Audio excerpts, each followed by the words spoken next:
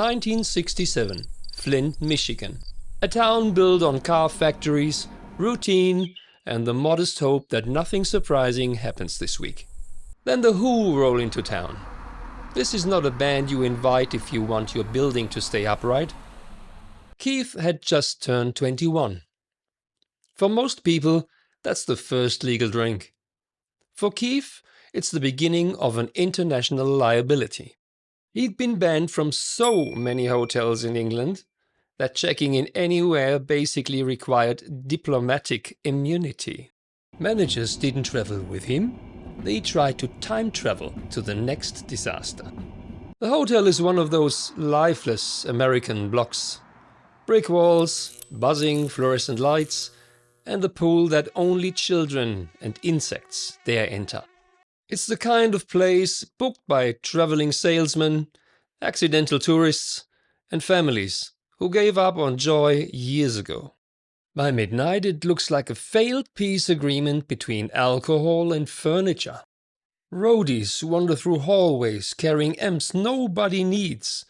Guests stay locked in with the desperation of people who know they made a terrible booking decision. Staff try to stay calm, but inside every one of them is a voice chanting, "Quit now! Quit now! Quit now!" Meanwhile, Keith is bouncing around the hallways like a pinball with a rhythm section. He's already been kicked out of elevators for testing whether they could carry a drum kit. They could not.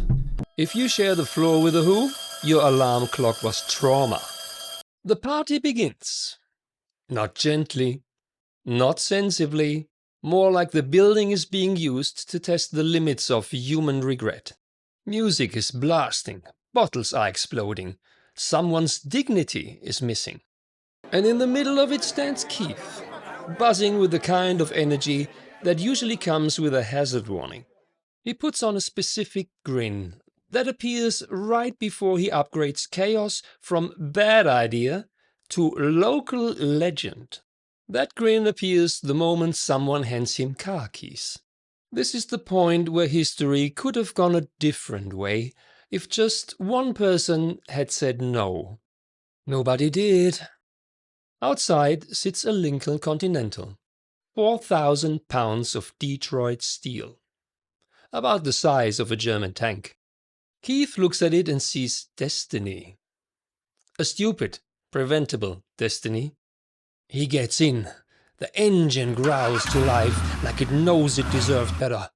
People scatter like a stampede on fast forward. Keith points the Lincoln toward the back of the hotel like he's plotting a flight path no one approved. The Lincoln tears across the lot, clips a fence, and for one surreal moment, it looks like it might actually take off. Then gravity remembers its job. The car dives nose first into the pool and baptizes everything within splash range. Water erupts across the patio. Deck chairs flip. Hope dies. The headlights stay glowing underwater like a confused submarine that shouldn't exist. Keith surfaces, climbs out of the window and walks back inside like nothing unusual has happened. This isn't scandal to him. This is Tuesday with percussion. Inside, chaos erupts. Staff panic, guests scream.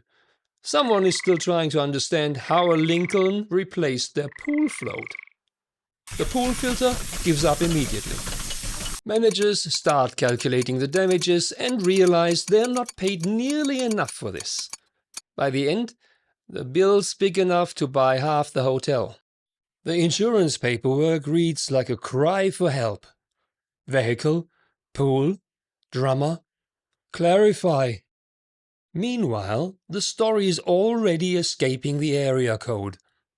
With each retelling, the bill grows, the chaos grows, and the myth grows even faster. Some say the pool had to be rebuilt. Some swear the car stayed underwater until morning and kids snorkeled around it like it was part of the amenities. Accuracy? At this point, the truth's in the back of the room and the legends doing all the talking. Who drove it? Depends who you ask. Here's the part nobody agrees on. Nobody actually knows who drove the car. Some say Keith, some say a roadie, some say it was staged, some say Keith wasn't even there. Adorable theory. But the story sticks to Moon, because it fits him too well to let go. And the best part? Every version people swear by has at least one detail that makes absolutely no sense. One witness claimed the Lincoln rolled into the pool with the grace of a dolphin. This person had never seen a dolphin. Someone else insisted it happened in slow motion, which is usually a sign you were either drunk, terrified, or both. Another guy said the car hovered for a second. Hovering was not a feature on any Lincoln ever built. Then there was a woman who confidently told reporters the pool was empty before the car landed in it. Physics would like a word. By the time the dust settled, every retelling was so warped you could stack them together and still not find a reality worth trusting. It didn't matter. The legend had already taken the wheel. And once a Keith Moon story hits escape velocity, facts stop being facts. They become decoration. In rock and roll, it's not what you did. It's the story that yells the loudest that gets remembered.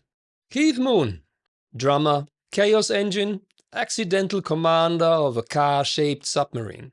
A man who lived like consequences were optional and gravity was a suggestion. When you live that way, even a swimming pool becomes a battlefield. Rock stars break rules, records, and occasionally entire plumbing systems. The rest of us just get the bill.